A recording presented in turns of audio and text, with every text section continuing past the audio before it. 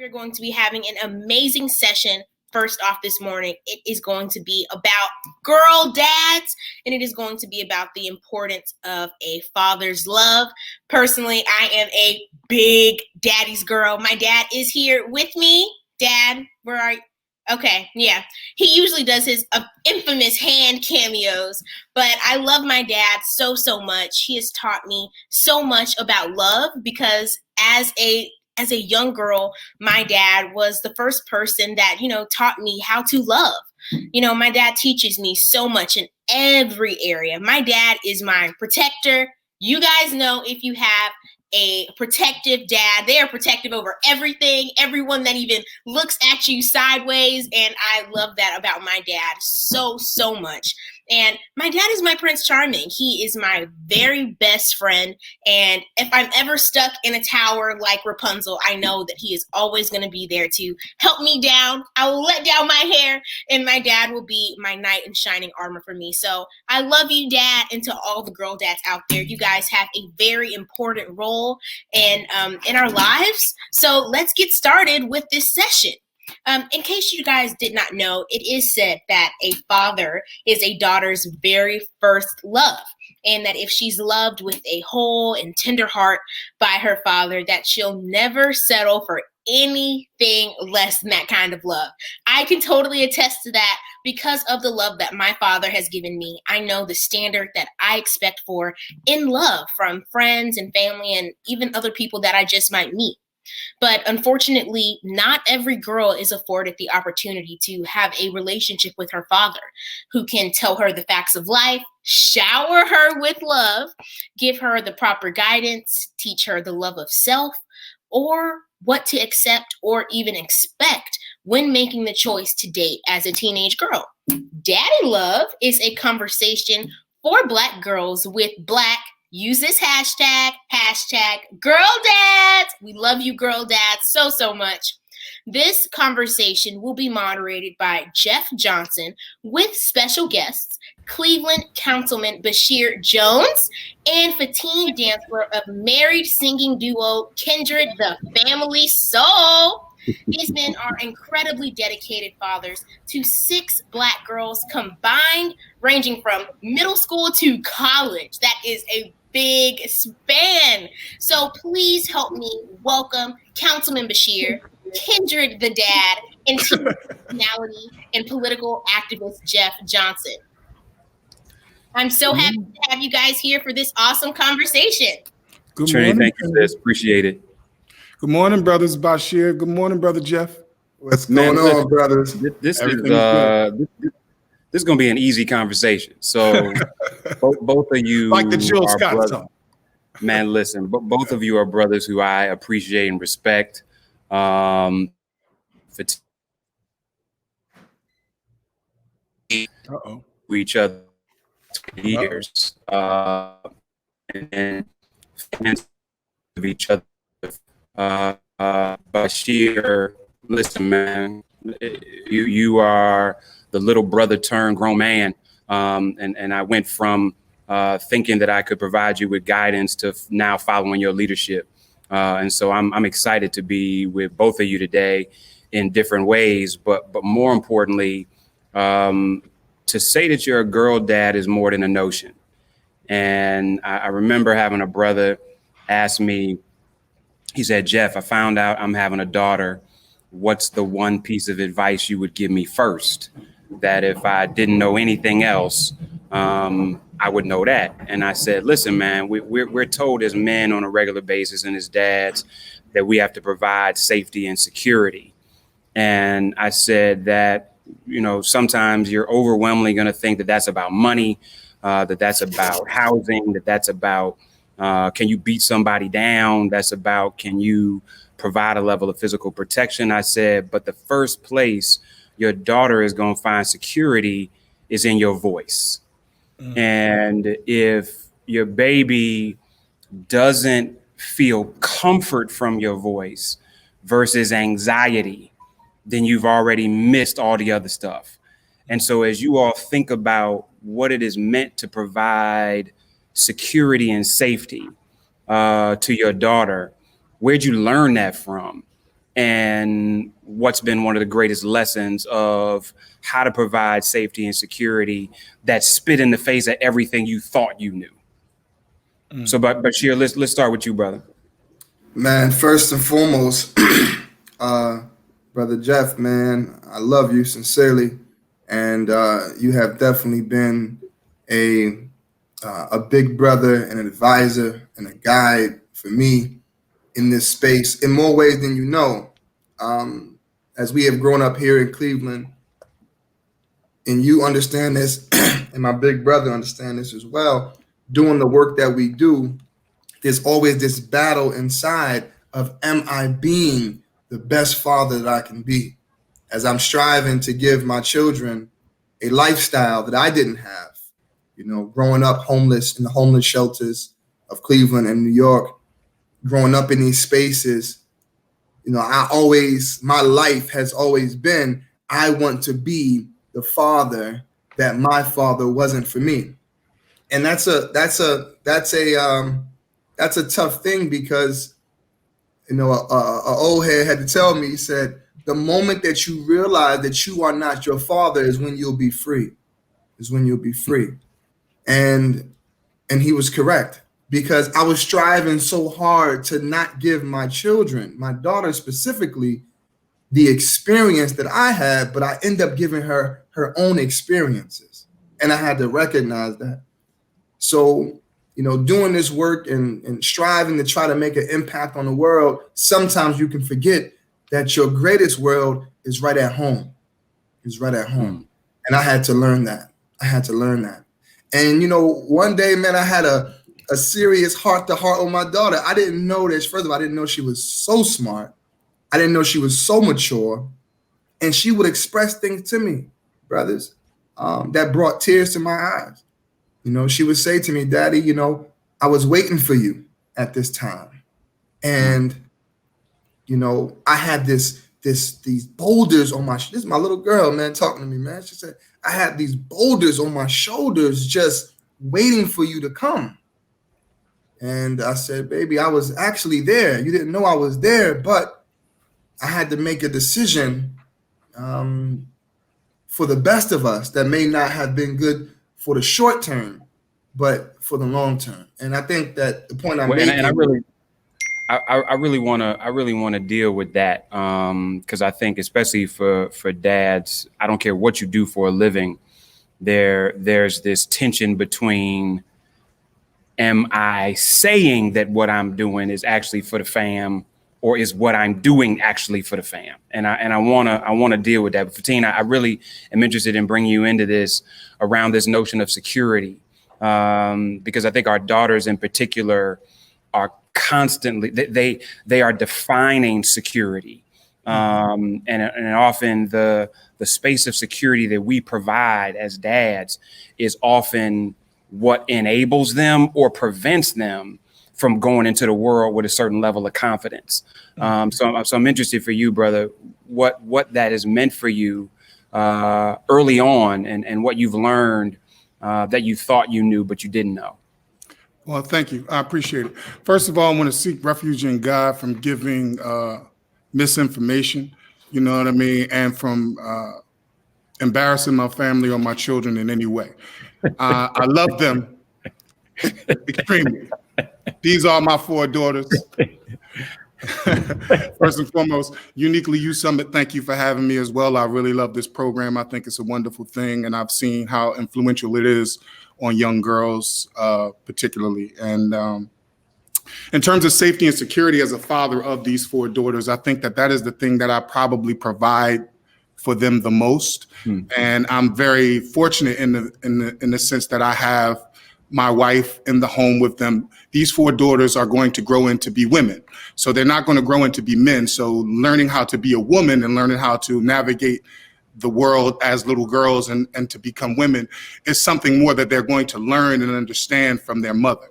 You know, first and foremost, I'm here to reinforce, I'm here to be their safety, their security, their protection, to love and nurture, and, you know, to reinforce the things that they are learning to become, you know, as women. In terms of as a blueprint, as a father, of the things of what I would instill in them and give to them. Those are things that I'm kind of learning as I go. I come from a family of 6 children. My mother has 3 daughters and 3 sons. So, and seeing them grow up and seeing what was instilled in them and how they grew up. But my father, unfortunately, was kind of in and out of the home through, what we all unfortunately sometimes deal with in the Black community is incarceration. But his presence in terms of his dedication to his family and to his children was always ever present, even through his absence. And from that, I learned a great deal, and I've always tried to continue to, instill that with my presence being in the home. But, as a father, we're learning as we go. I know that I'm not perfect. I know I don't do everything correctly, but, I love my children, dearly, and I try to be there for them in every way possible. Yeah, I mean, so I'd love for, I wanted to start there, but I'd love for I have 5 kids, and I'm a crib to college dad. So I got 21, 18, 17, 3, and 2. Mm-hmm. And unlike you, Fatin, I was unblessed to have 4 sons and 1 daughter, which means I have 1 smart child and 4 stupid ones. And as beautiful and as incredible and as wonderful people as my sons are, they dumb. Because boys are dumb. Like, they wake up like, what's some dumb stuff I can do? And I remember being that, right? Like, I remember being that, like, up until maybe 30. Mm-hmm. My daughter, however, came out smart and came out wanting to make the right decisions. And I'm dead serious. Mm-hmm. And I remember the first time I realized I was raising a critically thinking child. She was 3 years old. We were at the dentist office, and my first son was still in the carrier, and Madison was looking at a National Geographic. She opens it up and she said, "Daddy, is this a lion?" I said, "Yeah, baby." She said, "It has sharp teeth." I said, "Yes, baby." She said, "Will they bite people?" I said, if they get too close, yeah. "Daddy, is this a shark?" "Yes, baby." "It has sharp teeth." "Yes, baby." She said, "Will it bite people?" I said, "If they're in the wrong water, looking the wrong way, absolutely." "Daddy, is this a bear?" "Yes, baby." "Does it have sharp teeth?" Yes, baby. It has sharp teeth." "Will it bite people?" "Baby, listen, there are plenty of white people that have been in the woods and got bit by a bear trying to be friends. I said, then she said, "Is this I said, "Baby, enough with the teeth and the biting people." And in 1 second, she said, "Daddy, when children ask questions, parents should be patient so the kids can learn." Mm. And so at 3 years old, I think was the first time she directly looked me in the face and challenged me with her intellect in a way that I had to respond with my heart. And I'm wondering for you all, how has it been for you raising critically thinking girls? Challenge of father. What's been the biggest challenge for you in raising critically? Because I know both of y'all well enough to know that's what y'all do, but it's not easy raising critically thinking girls. You want me to jump in? Please jump in. Yeah, I completely relate to that, my brother, because all 4 of my daughters are extremely critical thinkers and extremely intelligent and have been challenging me since they could pretty much talk. And, to watch that and to see that, but it's just like, it's a constant reminder really, really of who they are and where they come from, because their mother is extremely a critical thinker. I like to believe that I'm a critical thinker. So it's like they have those genes within them, and they are allowed the space to think and to be and to speak up. And we encourage that and we embrace it, and we give them, that rearing and that safe space to be able to feel comfortable and letting those things out. And, because, this generation, or not, I'm about to be 47 years old, so I don't know which generation I guess I'm speaking to, but in terms of me and you guys, this generation, it's just like, yeah, we all want to like feel like we're doing something more for our children than what was done for us. But I think that that's every generation in terms of progress, period. We want to progress as a generation. We want to progress as a people. So we want to progress as parents. We want to progress, you know, as human beings. So we are doing everything in our power to do that and to give them whatever we feel like we had and some extra, you know what I mean? And so that's always, you know, ever present. You know me, man, I can't overstate the impact of not having a father in my life and what that did to me and how my daughter was the cause of my healing. I can't overstate it. I mean, I didn't grow up wanting to be a politician. I didn't grow up wanting to be an athlete. I grew up wanting to be not like my father and what he wasn't for me in my life. And when I tell you that it caused me stress, it caused me serious stress. It affected my relationships. It had a serious impact on me because my father was absolutely absent in my life. So learning what it meant to be a father was seriously something on the fly, and it really stressed me out. And one day, brothers, man, one day my daughter said to me, one day she said to me, "You are an amazing father." And this little girl, man. And she's telling me that I'm an amazing father. And she spoke to a part of me that I didn't even know needed to be healed. And I was just striving so hard, brother, striving so hard to be unlike my father, man. And my daughter, not only is she a critical thinker, but she's absolutely loving. Like she's like seriously loving. Like she has a gift that she can see what a person needs to hear. She can see that. She can see that. She's a healer, like her mom, man. She's a healer, man. And she saved my life, man. She saved my life, man. And she's my best friend. And I don't know where I would be without her. I mean, I'm not a gift. She's a gift to me. I'm honored to be her father rather than her honored to be my daughter. I think it's interesting, Basheer, because I had my dad. And my dad lived with me the last 2 years of his life. He had 4-stage cancer for 7 years. And that was my homie. Like, we wasn't friends when I was a kid because, you know, black dads that was present didn't do that. They wasn't friends with kids. So we didn't have that. He was present, but we were not kids friends. to be seen and not heard back in the day. Well, listen, it's funny, man. My daughter and I were talking the other day, and she was talking to me about how she felt about something. And I was like, do you know the first time my parents asked me how I felt about something was when I was paying my own bills? Prior to that, they didn't care how I felt about nothing. They told me what I was doing and where I was going. How I felt was not a prerequisite for anything in reality. But that's a generation. That's a generation. I gotta jump in. My man said something on Instagram the other day about how, you know, when did what's for dinner become like an option? Oh, listen, like that's just like, yo, that is a psychosis of privilege. Because when you're not privileged, you eating what's there, and you're happy about it. And if you're not happy about it, you know well enough not to say nothing. But we're not going to deal with all of our. We're not going to deal with all of our. Put it in a napkin. Put it in a napkin. Take it to the toilet. But no. So I think, Basheer, seriously, I think about my dad. I think about how present he was, but I also think about what he didn't know. And I asked my dad once. I said, my grandfather committed suicide when I was 7.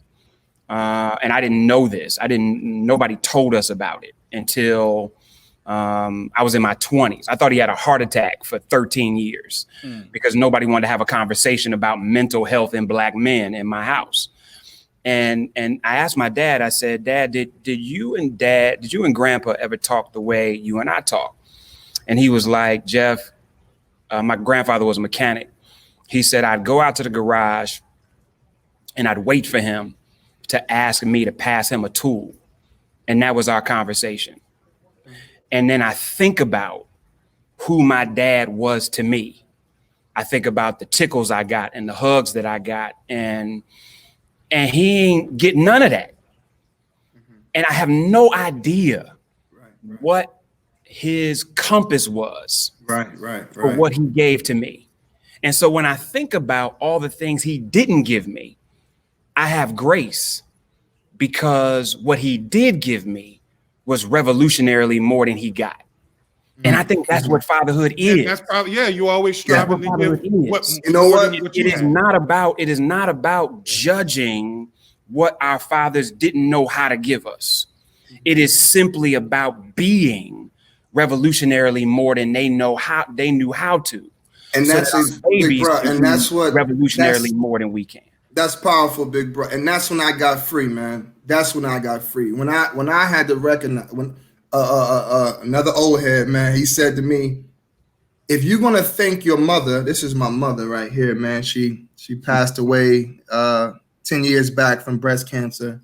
And this is I keep this in my wallet, man. This is my baby girl. Asile is her name. Asile. And he said to me, if you're gonna give props to your mother for making you the man that you are, then you also got to give props to your father for making you the man that you are. Because what he wasn't for you, it made you who you are today. And that was a message that I was able to share, man, with thousands of people that really brought a sense of healing for me. And it allowed me to be the father that I needed to be for my daughter. When I forgave my father, Jeff, you hit that right on the head, brother. When I forgave my father, I was able to say, you know what? He was the man, the husband, the father that he knew how to be. Because I remember one time it was told to me that he was a better father to me than his father was for him, which says a whole lot, right? So once I got free and I said, you know what? I thank my father. At least he gave me my name. At least he gave me life. Then I was able to move forward, stop being so judgmental, and recognize that the same way I'm talking about my father, my children can say the same thing about me in some shape or form. And that's when I got free, man. That's when I got free. And I thank my daughter for that, because she helped me to get free. Fatin, what's been kind of the road to fatherhood identity for you? Fatherhood identity. And I know it's steadily evolving, right? Because every time we learn more, we want to be and do more. But as you think about what the archetype of fatherhood was when you became a dad, you had an idea about what fatherhood was, and that's evolved. What has that been like for you as you've steadily tried to define fatherhood? I don't know if I have tried to define fatherhood more so than embrace fatherhood, just embrace that this is the responsibility that I have been entrusted with, and that I wouldn't have been given it were I not able to achieve that responsibility in some sort of way. And what does that responsibility mean, though? What does the responsibility mean? Mm-hmm. I think the responsibility means for me to step up to the challenge of that responsibility. I mean, it means everything to me. I mean, it is a part of my growth. It is a part of my healing. But I mean, straight up right now, it's 5 brothers that ain't never had kids, ain't had no daddy. They about to have kids. And they say, Fatin, what does the responsibility mean? As I think about this before my baby gets here, what are the things you wake up specifically trying to do to be there for your girls?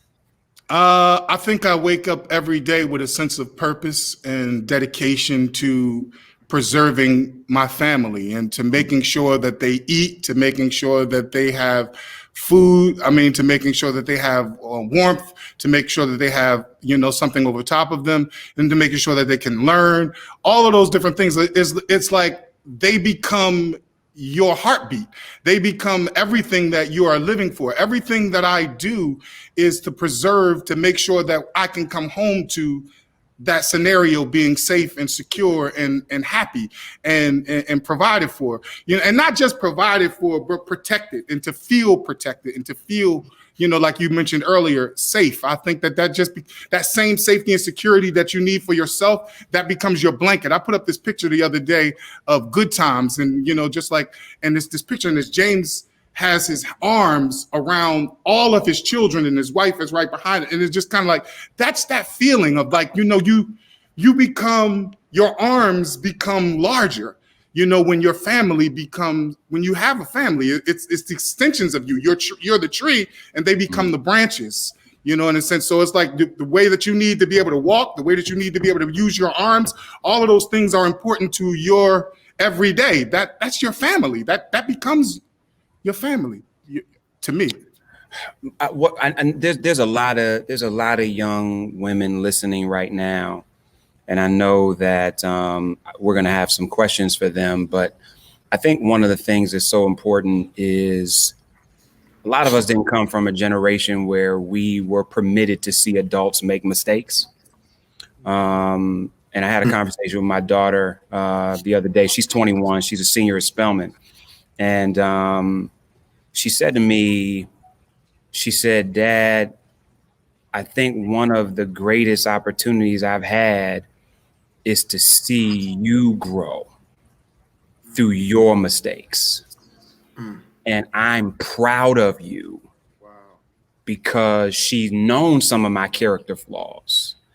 And so I'm curious, in the various stages of your daughter's development, and listen, we all know that every kid needs different stuff at different times. And so I think about having 4 daughters, and it scares the hell out of me, because I'm like, boy, that's a lot of navigating of individual need and emotion.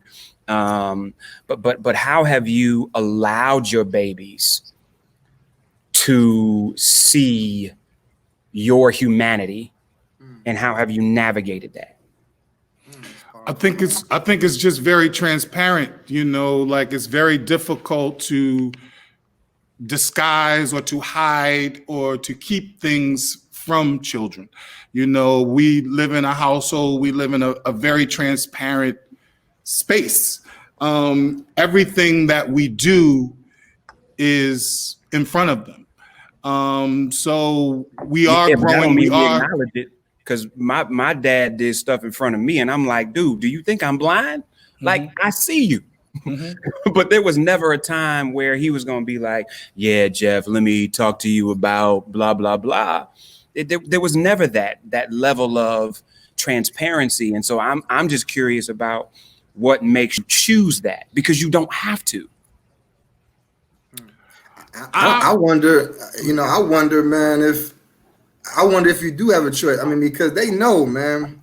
But them knowing doesn't mean you admit. How many times have you had conversations with Big Mama and them, or your parents, where, and especially when you're not an adult, like we didn't challenge adults. We didn't say, "Mommy, Daddy, get your stuff together." We didn't say, "Why did you?" Yeah, man, but your daughter's big, bro. They got a way of looking at you, man. I don't know, and man. What I'm telling you, things is different now, Jeff. Things is different now. Yeah. No, you got to be accountable, man. Things don't become different because they just happen. Things become different because we make different choices. And I'm just curious to know, what choices do you make to say to your babies, I want to have this conversation with you, versus say, because I said so. Let me share with you my struggles, versus saying, Daddy just working stuff out. Like, if you don't, big bro, somebody else will minimize the choices you've made. Yeah. If you don't, with your babies. Right. If you don't, somebody else will tell your story. You know? And as men, if we're not careful about expressing our own pain and fears and struggles to our daughters, somebody else will tell our story. Papa was a Rolling Stone. Wherever he went, his hat was his home. That's what Mama said, right? Because we're here having a conversation about productive families, right? But we have a lot of situations where there's men who want to be involved in their daughters' lives, and with all due respect, you have some mothers who are barriers between that, right? So if as fathers, if we're not telling our story, telling our perspective, telling our pain, right? To our daughters, man, what ends up happening is somebody else will tell our story, and usually it won't come out the right way. And that's what's happening with me and with my daughter, is that even if it wasn't intentional, it's like, no, that's not how daddy felt. Daddy didn't feel that way. Daddy didn't do that for that reason. Daddy did not love. You know, when I was a teacher, man, I would see big bros, I would see young girls with marks on their wrists because they never heard their father say, I love you. They never heard their father say, I was just about to get into that, brother. Yeah, man, that stuff is real, brother. So, you know, I just got to a point, big bro, and I understand the point that you're hammering. I didn't want to, I never want to disappoint my daughter, man. She's my best friend, man. I never want to disappoint her. So I felt like, come here, baby, let me talk to you. Because I felt some energy in her of disappointment, because I could tell that she was listening to somebody else's perspective of my story, of how I felt, of what I thought. So I had to pull her to the side, take her to dinner, say, baby, let me tell you my story. See, but Fatin, before you come in, that's why I wanted you to say that, because our babies need to hear us say, I want you to know me. There we go. I want you to know my story from me. I think you're worthy of hearing from me what daddy did and why he did it. That's not something you had to do, Basheer. And your baby shouldn't think you had to do it. Your baby should know daddy loves me enough to make the decision to share with me when he could have just, just tried to keep the peace. You know what I'm saying? So I don't ever want us as fathers in particular to think we had to do anything, especially when our babies need to know the decisions we've made to be the daddy we are. Not hear us say, oh, that's what I gotta do. So Christina, I want to hear you, brother. The sisters would have to facilitate a conversation like this for us, brothers. I mean, but you know, it's really just amazing, because it really draws me back to the thing about, like, you didn't really talk a lot with your dad when you were younger.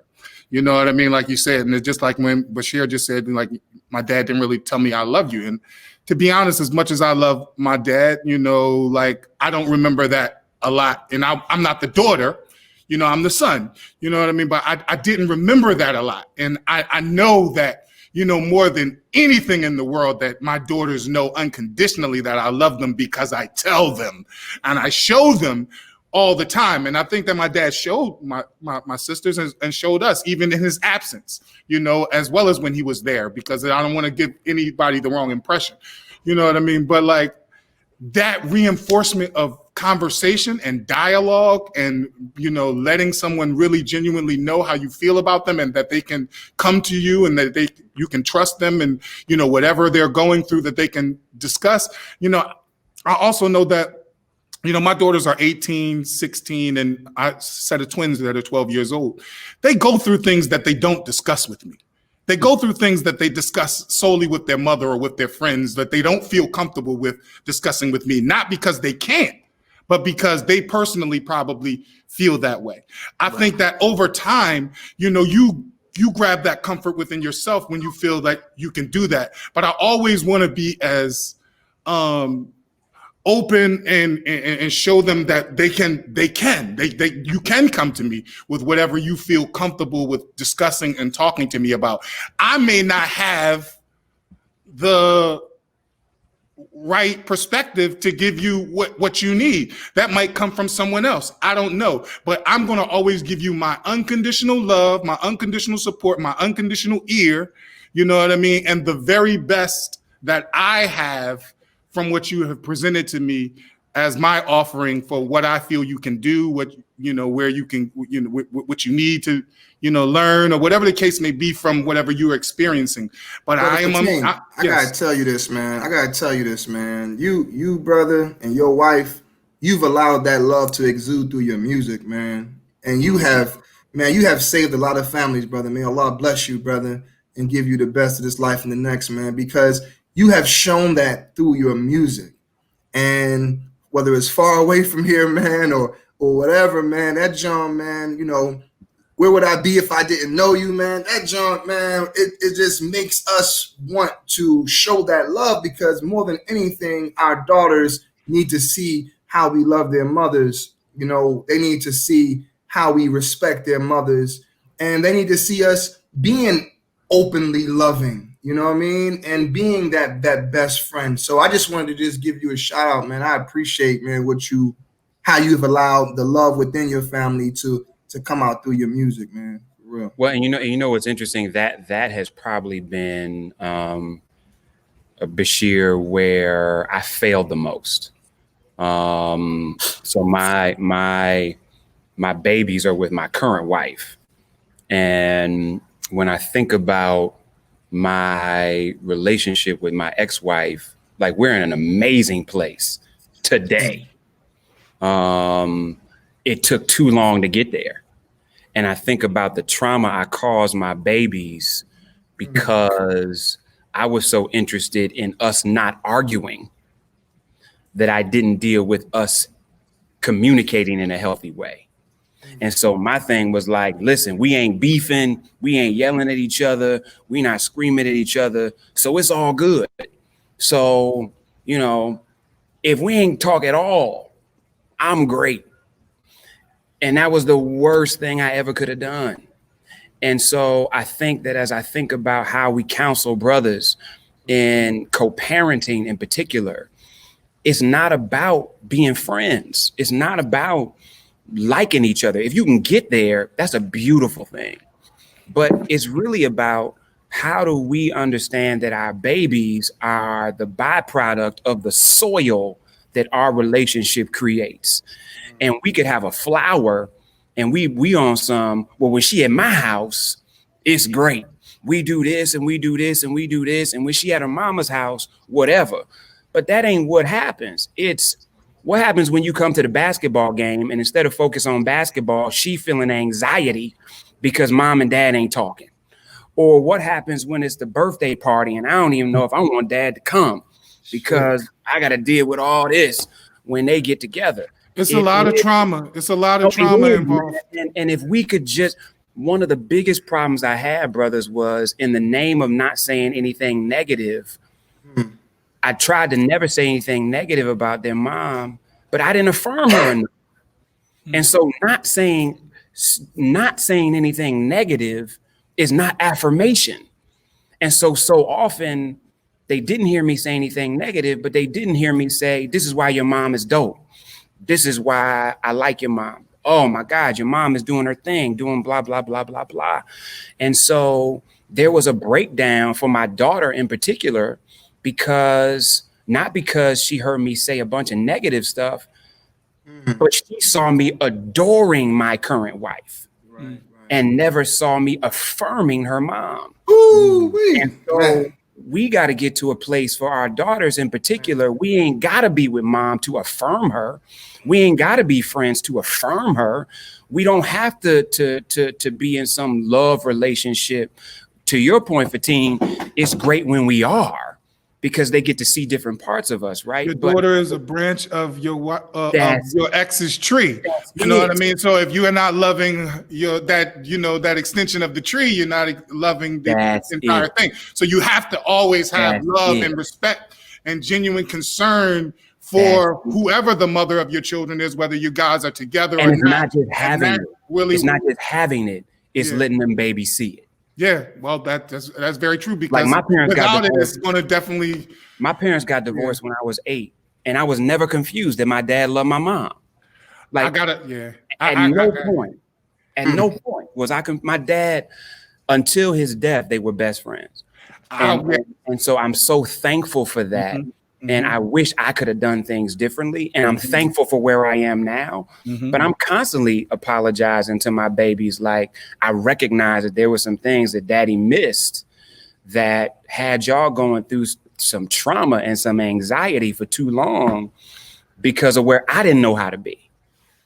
You know what, man? I definitely, that situation, I definitely mirror, number one, because my dad and my mom, after, him going to jail and coming back home and then remarrying and then getting married to other people and all those different things, they remained friends and they remained, genuine partners of these children. Partners, like in this family, in this ecosystem, and really genuinely, truly understanding and trying to rear and let these children have a real upbringing, you know, and not be so disjointed just because things have blended and things of that nature. And that was really something that was to be honored and to be respected. But what I have really learned, man, is like from what you were saying earlier, like, you know, with talking to your daughter, communication. Or when you said children should, parents should listen to children when they're talking, you know, basically it's just like when you talk to people in such a way that you're not talking to them like a child or talking to them like they're not on your level, you have a completely different understanding and they have a completely different understanding. So like when you're being that ear and you're being that voice with them, like we all actually really speak the same language. Even if I have to bring down the terminology, I don't have to speak in big words to you, but it's like layman's terms. You know what I mean? Like speak to people like you want to be spoken to, like you get a completely different understanding and communication with them. And so that, whether it's with our mates, whether it's with our exes, whether it's with our children, whether it's with our brothers, whether it's with our sisters, with our mothers, that's what it really is. It's like really having dialogue and communication with people, letting them know how you feel, what's on your mind, what you're going through, and then they expressing to you what they're feeling from that. Like you get, oh man, you get so much further. You know what I mean? When you really are open and embracing those things and not afraid of it, no matter how it might make you feel. I want every doubt. Let me say this before you go in. I want to make sure that we let everybody know we want to start taking questions from the sisters that are here. And Basheer, as you're getting ready to talk about that, some Fatin said really hit me. I also want to know, as you start talking, how do you balance head and heart with your daughter?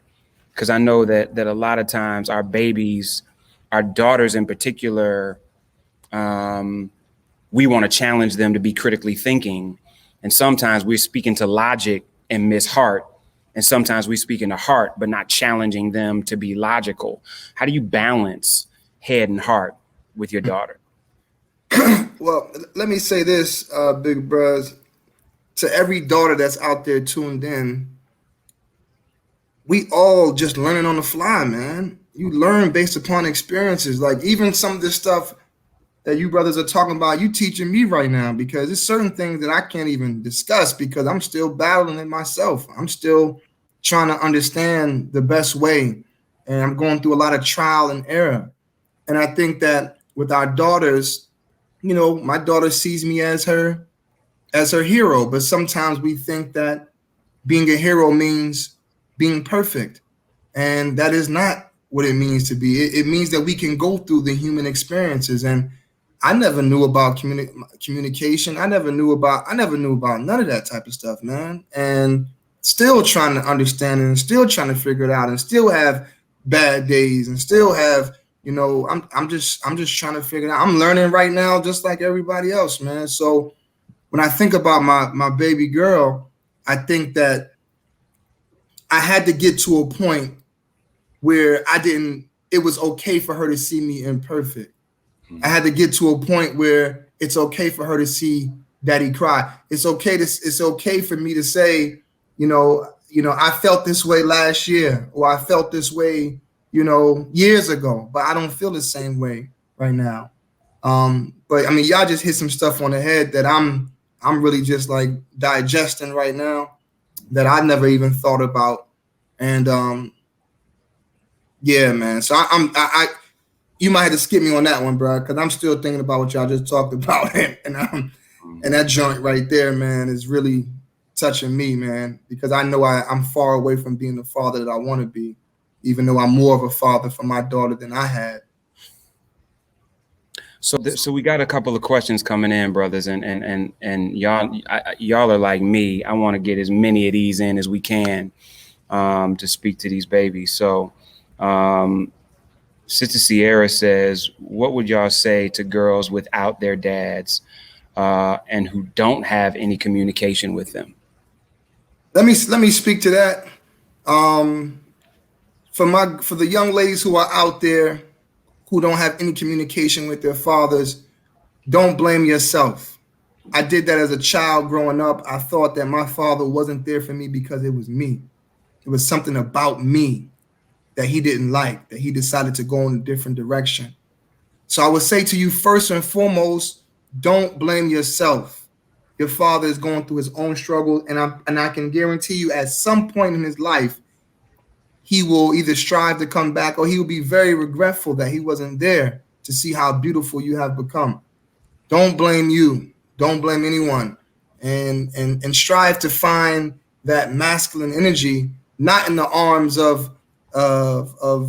somebody who just called you pretty, right? But find some healthy masculine energy from a big brother or uncle or a male role model or a teacher, of someone who can do that. But don't feel as if you have to get your affirmations from somebody who just allows it to be said because they want something from you. I think that's very important. I think it's interesting that no matter whether you have your mother and father in your life or not, that we all have parents, and a mother and a father have to produce you. But, I'm a spiritual guy, and I believe firmly in God, and I believe that God is the ultimate father, and that none of us are lacking or without what we actually need. I know there are different things that we all want to have in our lives, and we believe that we deserve and we should have. And like he said, you shouldn't blame yourself because a situation prevented your father or your father or your mother to be in your life in the way in which you would like them to be, and that is unfortunate. But maybe it may be that they can't be in your life the way that they need to be for whatever reason. And maybe it's not healthy for them to be in your life for whatever reason. And that may be a protection on you. And so in finding, like what Basheer said, that big brother or that guy or that, uncle or whoever you might look up to find some of that energy, that's really important, because you can't do without having some of that energy. I think that that's still important, but know that you're not lacking and you're not without, because of something that you did. Like, God is ever in control of all of our lives. And I just, I believe he gives us what we need, and it doesn't always come when we want it or how we think it should, but something is there that is reinforcing or giving you the presence that you need in some way, and you just have to be comforted in knowing that and believe that and have trust in yourself and belief in yourself that, you're gonna be good. I would second everything you all said. I just want to say this deliberately. I tell my boys all the time, I'd rather they be young men that have a lot of girls who are friends than young men that have had a lot of girlfriends. And my hope for you is that you have relationships, and this is hard because young men sometimes just aren't mature enough, but that you would mandate relationships with boys that are friendships. You have to understand what it feels like to have the energy of a male that thinks you're dope just because you dope. Like it ain't because you show up on his arm. It ain't because you holding the bag. It ain't because you can cook. He has genuine respect for you as a human being. Like literally, a young man just be like, yo, the way you play your flute is incredible. Or the way, and then it's not followed up with, can I? Like literally, there is power in friendship that we often don't mandate from each other because ain't nobody told us it's valuable. And so many of us came up never having friends of the opposite sex because nobody ever said it was necessary. And so we spend so much time trying to convince somebody on their terms to love us. And that don't work. And so I would just say, spend time. And normally, I'm going to say this, and normally it's the corny dude. It's the corny dude who you ain't trying to get with, who ain't the hot boy, who ain't this, who ain't that, who's mature enough to see you because his juvenile ego isn't being inflated by so many things that he can't see you. And so I would just say, don't sleep on the corny dudes who are willing to be your friend for who you are versus the hot boy who got his head blown up so much that he can't see you because he can only see himself. And me, Jeff, and Basheer were all the corny dude at one point or another. I don't know about me, man, but yeah, I don't know about that either, bro.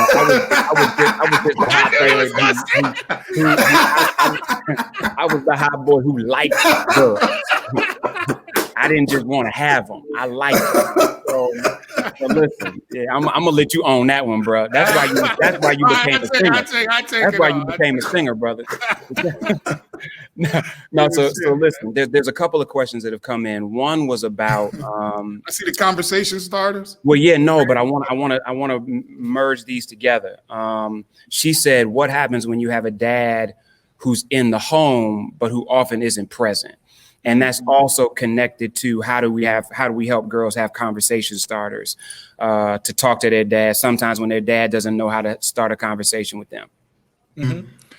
I think again, like children. Should I or Basheer? No, go ahead. Go ahead. Sam. I said girls melt your heart as the father. So I don't think that is really, really difficult for them to have a conversation starter. But I do believe that, yes, it is timing, you know what I mean, with going to your dad.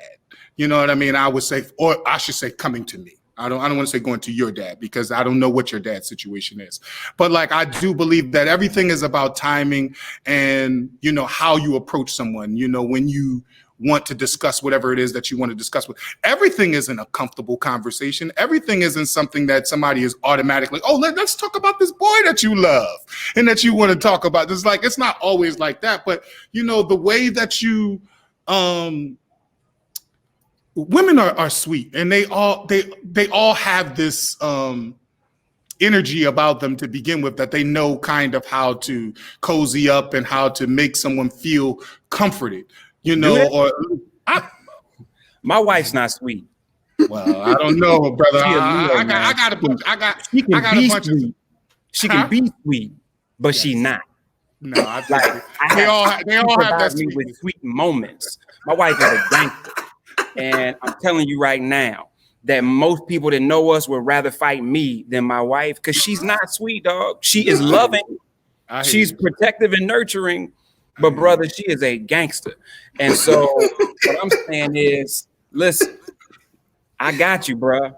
I need to have my wife come get some sweet lessons from your wife, bro. All right, okay. Well, you know, brother Jeff, man, brother Fatin, you never know. For my daughters out there, you never know what your father's going through.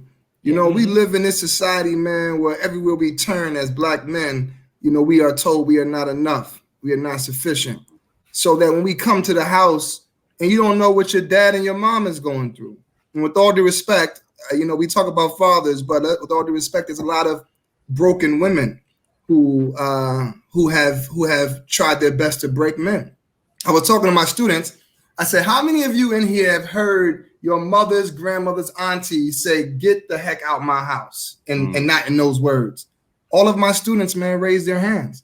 So they've watched their mothers and aunties and grandmothers, you know, destroy and try to be destructive towards the men, you know, and that's why, you know, and you have men who've stayed in these houses because they didn't have the resources to do anything else, and they've had to been subjugated to these type of situations. So your father's quietness or his detachment could be based upon that's what he feels that he has to do, and sometimes men make the decision to stay in the home for their children, even though emotionally they're already gone, spiritually they're already gone, but they just don't want to become the fathers that their father was. So for my daughters out there, as Brother Fatin said, your loving touch melts us, man. Mm-hmm. Your love melts us. Your hugs melt us. My daughter can just look at me. You know, Brother Jeff, my daughter come downstairs, right? And she comes downstairs. I want to do a little experiment. So she comes downstairs. She has a new dress on. So I just act like I don't see her. You know, I'm just like, you know, reading the book or whatever. So then I hear her stomp upstairs, you know, and then she comes back down. You got it already. Right. I look at her. I said, "Baby girl, that is the most beautifulest dress I ever seen." She said, "Oh, thank you, Daddy. Thank you." So that's all she wanted. All she wanted was to be acknowledged and to be affirmed by somebody who don't want nothing from her but her greatness. But you know what's beautiful about what you just said? I think that you know, we all know, we old enough. We remember the Chris Rock joke about dads are the least appreciated people on earth. You don't have no daddy songs. Ain't no dear daddy, I love you, daddy. Ain't no daddy song. That's right. All daddy gets is the big piece of chicken. And if you got a son in the house, that fool taking that half the time. But check. I would say to young ladies, ask your dad about himself. Like I think so often we love to tell that. We've been ill prepared to open up, but sometimes we'll tell a story. And so if you say, Dad, can you tell me a story about Dad? What was it like for you when you were? Dad, tell me about a time when you.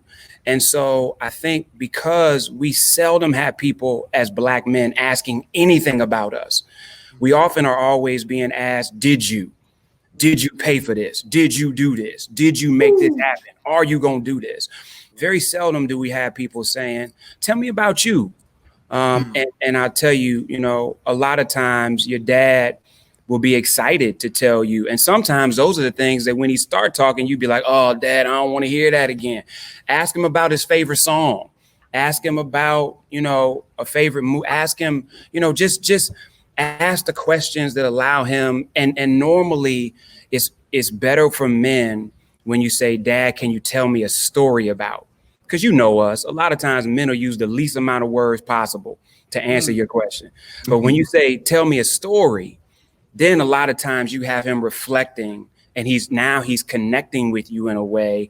And then you can use that as a bridge to where you are. Well, Dad, I asked you that because here's what I'm going through.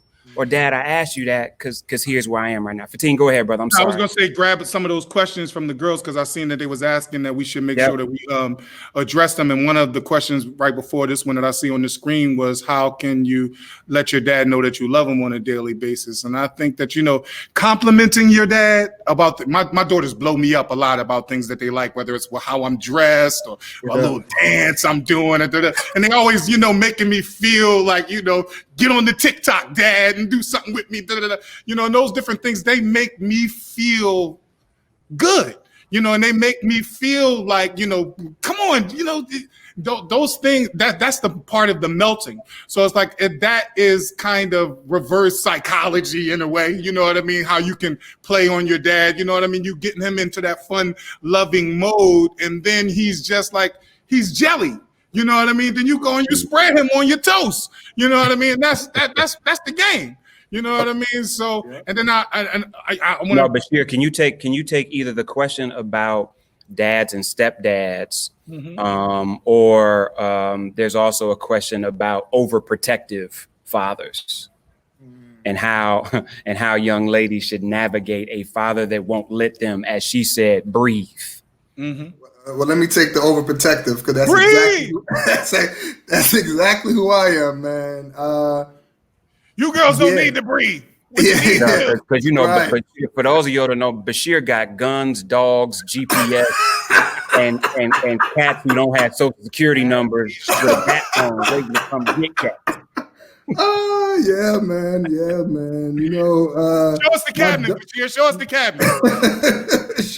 My daughter, man, and not just my daughter, but I have other, I have nieces, man, that I've taken on. I have a whole tribe, man, and very protective, and I don't know what is overprotective. I don't know what that means, but I just know as men, we are held responsible for protecting our families by any means necessary. And for the daughters that are out there who are dealing with a father like that, first of all, be thankful. Be thankful, because there's so many, one of the first things that they did to us, man, was try their best to remove the Black man from the family. And when you remove the Black man from the family, it causes our women to have to be the protector, the provider, the affectionate one. So they're not able to be their full selves because they're taking on so many different tasks. So, when you have a father that loves you, it's all based upon love. It's based upon love and protection. And as you get older, and you show your father that you have the ability to make great decisions, as I'm sure all of you do, your father, he'll lessen up as it goes. I want to talk about the stepfather piece, not because I've been one, but more because I watch my wife. I think that unfortunately, how easy or hard it is for you all to navigate that is sometimes left to us. And sometimes we screw up so badly that in understanding what creating a blended family is, that you all often have to feel like you're choosing. And so as somebody who has made mistakes in that area, most of us, I think, are navigating our own fear of not being the best parent, or somebody else coming in and doing more than we know how to do. And so what I would hope that you do is that, to Fatin's point, communication is everything, and affirm your daddy. Like, listen, you my daddy, and you always gonna be my daddy. That ain't gonna change. And you my only daddy, and that's it. And if this might be my bonus dad or my stepdad, and I need you to know that when you ain't there, he be holding me down. That he ain't trying to be you. He just trying to make sure that when you not there, I'm not uncovered. And I think sometimes of being able to affirm who they are, it's almost like, Basheer appreciate this, it's almost like chess pieces. Like, listen, daddy, you my bishop, but he my rook. And I want you to be glad he your rook. He don't move like you, and he don't do what you do. But y'all both fighting to make sure that this king on the other side don't get me. And so do what you can to try to make sure that your relationship with each of them is just that, your relationship with each of them. And I know that's sometimes easier said than done. But sometimes our children, I think, as Basheer said, sometimes our babies are the ones that teach us where we are insane. I haven't had the. No, I'm just go gonna say, ahead. Of course, because I'm with my wife and we have these children together, and we're not a blended family. I didn't really necessarily have that experience, but coming from that experience and seeing how it worked, you know what I mean, in different when marriages change and families move around, that is a very difficult and intricate piece. But I think what's very important to know is that the children are innocent. The children are innocent. You know what I mean? And it is our decisions. Sometimes people look at it as mistakes, but it is our decisions that bring them here. And of no fault of their own, they have to deal with the traumas that go along with separations.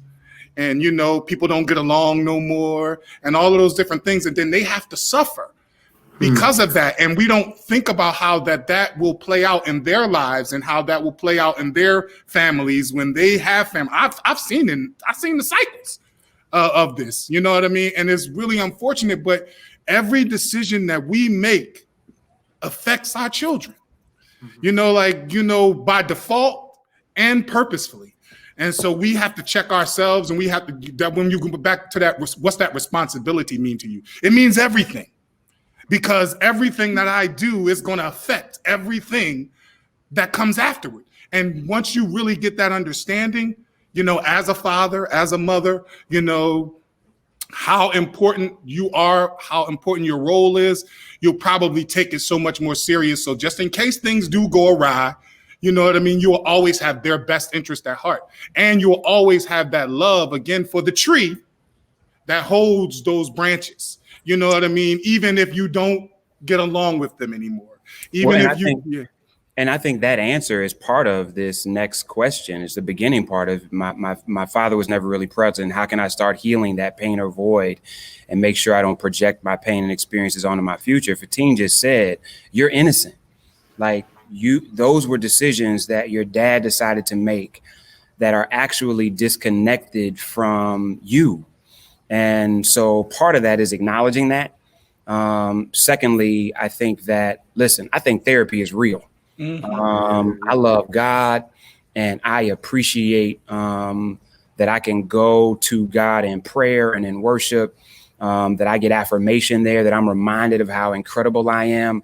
I'm also thankful that God prepared my therapist in school to deal with the brain science that I'm also going through, the trauma that I'm going through, and counseling me through that, so I don't replace one for the other.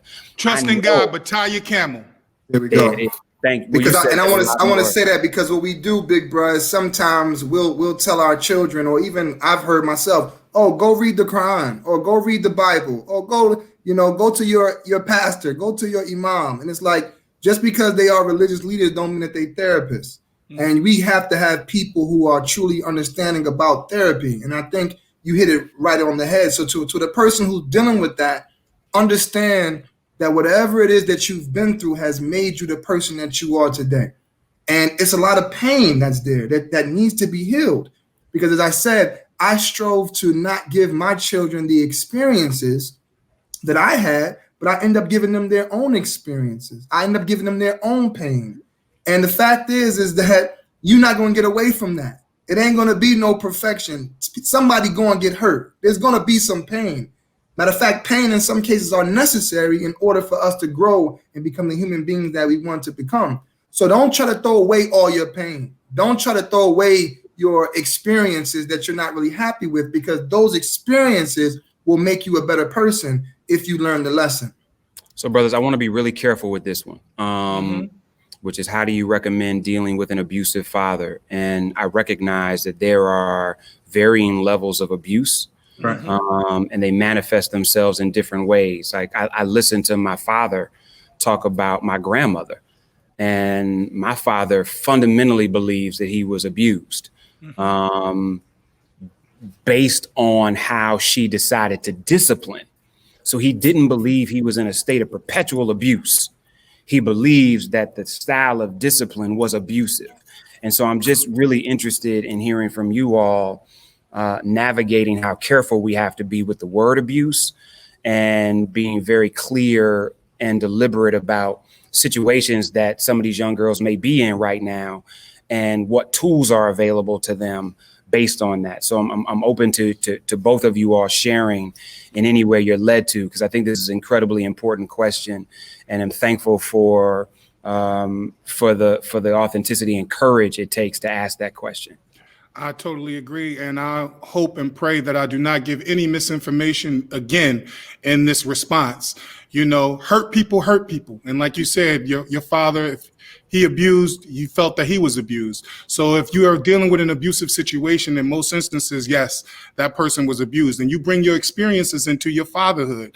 And that is, unfortunate that if you are governing with a strong arm or strong hand, and, doing things that, are toxic, because if it's a toxic abuse, you know what I mean? Not that any abuse is justified in any way, but if it's a toxic, because I grew up, feeling abused in some ways, just simply from getting whoopings and different things like that. And that's not to downplay abuse, because abuse comes in different forms. And sometimes abuse is not just physical abuse. You know what I mean? And that's something that we have to understand, especially with dealing with our young girls, because that is a very delicate line to deal with. But again, I think I go back to communication. Whether it's, being beat, whether it's being yelled at, whether it's being, made to feel uncomfortable in whatever way, communication, letting someone know how you feel and how that is making you feel and it's uncomfortable, is very key. Stop it in its tracks. You know what I mean? Make sure that you are addressing, if you are able to address it. If you're not able to address it and it's that toxic, then I don't believe that is something that you should be dealing with to the best of your ability. Maybe you got to figure out another realm around that. But if there's love in your household and abuse, and you still feel those things, I think that that's a way to work in, well, this is making me feel uncomfortable. This is not right. This is not cool. How do we address that? I think that let me say this, because I think it's critically important. Hopefully you are in a place where there is another family member you can talk to that will listen, because sometimes we will assess harshness as abuse inappropriately, and then there's times where we will normalize abuse inappropriately. And it's critically important that you have somebody who you trust helping you assess, so that you are being honest about what you're feeling, and an adult that you trust that can help you navigate that. Because sometimes we're in a place where we just don't know. Is this normal?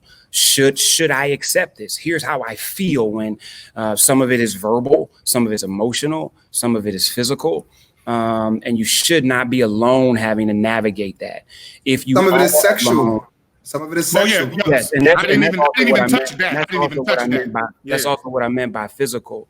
You all listen.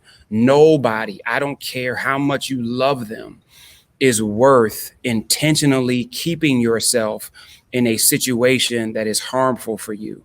And I know that that is hard to hear, because some people have to be held accountable legally and otherwise for what they're doing to you. You also have to be able to protect your long-term well-being. So there's two resources I want you to know about. One is the hotline. It's the National Domestic Violence Support Hotline. And there's always people there 24 hours a day, 7 days a week that you can talk to, assess your situation. It's all confidential, and they can help provide resources for you immediately. Again, none of those are easy, babies. None of those are easy. And so nobody here is even going to try to tell you that that's easy, but that's one. A second one is childhelp.org, which is the Child Help National Child Abuse Hotline. Either of those have trained professionals that can provide you with resources in your area, tools, but prayerfully, babies, you have somebody in your family that will listen to you, hear you, and be an intervention. If you don't have that, I recommend one of those two hotlines, because no one should be abusing you and say that that stuff is normal. And if there's no adult that's going to stand in the gap for you and protect you, unfortunately, some of you babies are going to have to find a way to protect yourselves. And I just, my heart goes out to any of you that are in that space. And so there's not many. I don't say any of this lightly, but please know that as difficult as it seems to be alone and struggling to make it, that is a better place than being in a place where you're perpetually being abused by somebody whose job is to care for you. Y'all brothers, how can you tell your dad your emotions without having to explain it to them directly? Because sometimes I don't feel comfortable talking to him about my problems. This is interesting, man. My daughter, man, name is Asile. She took me to dinner, and she opened up to me, and as fathers, especially fathers who are in love with their children, we like looking for the moment to have a conversation with your daughter. You know what I mean? You like, I want her to talk to me, and I used to come home, right? And I know y'all have experienced this, man. And, she's so excited when I come home. She run into me. And then one day, all that changed, man. She stopped running to the door to see me. She started walking. She started, hey, daddy. I wasn't as cool as I once was, I think, or I don't know. But I relish at the opportunity for her to talk to me about whatever it is that she's feeling. And what I expressed to her was, there's nothing that you cannot tell me. There's not so one Basheer, thing. Let me pause you right there, because I think a lot of us say that. What is the difference between saying it and the moment she starts saying something and your spidey sense start going off and you like, what the hell is she talking about right now? How do you balance between saying, baby girl, you can come and talk to me about everything, and then being in the moment and just hearing her before you decide how you're going to respond? Because I think that's what a lot of these babies are dealing with. Daddy might say, you could say anything to me, but as soon as I say, boy, as soon as I say, can I go? As soon as I say some form of independence, it's an immediate shutdown. I'm not hearing, I'm not listening. I'm not saying, tell me your plan. There's like a lot of dudes, man, will immediately shut down around certain things. And so how do you advise talking to some of these babies about, listen, my daddy said the same thing you said, Brother Basheer, but when I start saying it, I can't get 3 words out before he start giving me the daddy philosophy on life without ever hearing me. I can't even speak to that. I think that Smart man. I can't speak to that. They gonna come back to you on this one. I haven't had that experience, I haven't had that experience, but I can say to the men who are out here that it's imperative that we have that connection with our daughters, because we can give a perspective as men that their mothers can't give.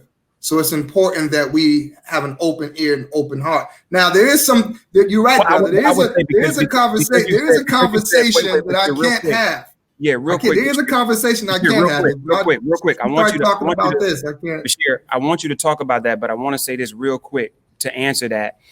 Sometimes, babies, as dads, we don't know how to have a conversation that's not about agreement. And so sometimes when you come to your dad, you may just want to say, Daddy, I know you may disagree with me on this, but can I help you understand me first before you tell me why you disagree? And babies, that don't mean he gonna ever agree. But sometimes if you share with him, Daddy, listen, I know that this may be beyond what you can agree with, but please, can you hear me and understand me before you start talking about what you agree with or disagree with? And I know, man, listen, I've had to have that with my wife. Any good husband knows being right is a futile process. Being understood is a space where relationships get real. And so with your daddy in particular, because we feel responsible for you, be in a place where you just say, Daddy, I'm growing, and I just want you to understand where I am before you begin to tell me why you think I'm right or wrong. It may or may not work, but that's at least one tactic that I think. And so, Basheer, I just wanted to answer that before you went on to that next point, y'all. And then I think we're going to close out because we got another session on what was your, unless you all tell me in the chat that we keep going. What was your proudest moment? Let me finish my. No, I want you that to. was I want you to. Yeah. For me, sitting down, I relish at the opportunity to have dialogue with my daughter.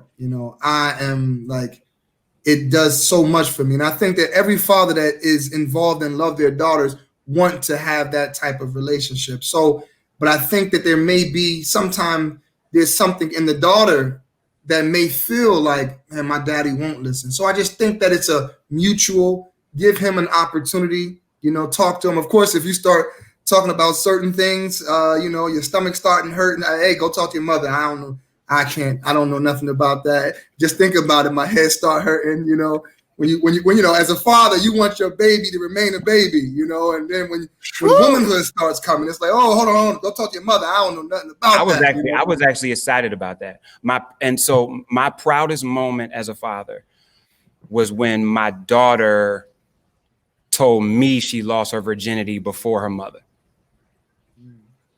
The fact that she felt comfortable enough to come to me in that moment, and the conversation that we had in that moment was the proudest I've ever been as a father, because it said to me, I had done something to make her feel comfortable enough to have that conversation with me. And I was actually more proud about how I responded to it. And a lot of those details are her business, so I can't get into that. But that is the proudest moment I've ever had as a dad. Fatin. I think that you're breaking the cycle, brother. And I think I really commend that. And, that touches me deeply as a father, as a 18-year-old, 16-year-old, and 2 12-year-olds, and, virginity and boys and all of those different things is a very delicate subject for me as a protector and a provider and, a father for my children. And I would never want to pretend like I'm not guilty of those same uncomforts and those same times of, Dad, can we really talk to you about this boy? Like, it's delicate. You know what I mean? And that is not something that I have a specific blueprint or I'm going to get right on every turn. But I think that, again, that is like how they bring it to us. You know what I mean? And I love what you said about in terms of diffusing the whole scenario when you bring it to them. Like, I know you may not agree, but, what do you think? Or how can I deal with that? I think that that's a really, really great way to approach things. And hopefully my daughter is watching. But if you do this, then I'm going to know that you took Jeff's advice. You took Jeff Johnson's advice. But that's neither here nor there. But my proudest moment as a father, to be honest, with all of my children, is first watching them come into the world. That's the proudest moment, because it's like, that's when it begins. That's when it's like, it's affirmed. That's when it's like, oh my God, this is real. But then there's also that moment that I can't go back to specifically, that when they're actually telling you that they love you, and you know that this is not, I love you, Daddy, I love you. Like, they mean that's real, that has become a reality in their life, that you're their father, they love you, they genuinely connect to you, they appreciate you, and they understand who you are in their life. I think that those are the proudest moments for me thus far as a father. Yeah, man. My proudest moment, man, is watching my baby come into this world, cutting that umbilical cord. And also, man, I can remember the first time that I seen her pray on her own as a Muslim. As a Muslim, just seeing my daughter pray on her own. And, as a father who is in love with your children or in love with your family, and living in a society that we live in today, death is a real thing, man, and death is on the way. And I think about it every day, and I think about, is my children ready? Is my daughter ready for my physical departure? And one day I looked up, man, and I saw her praying. And I said, oh, she got it. And no matter what happens to me, no matter where I go, no matter my transition, forget how much money we leave or how many houses we leave, will she have a relationship with God when I'm gone? That was my proudest moment. That's good, brother.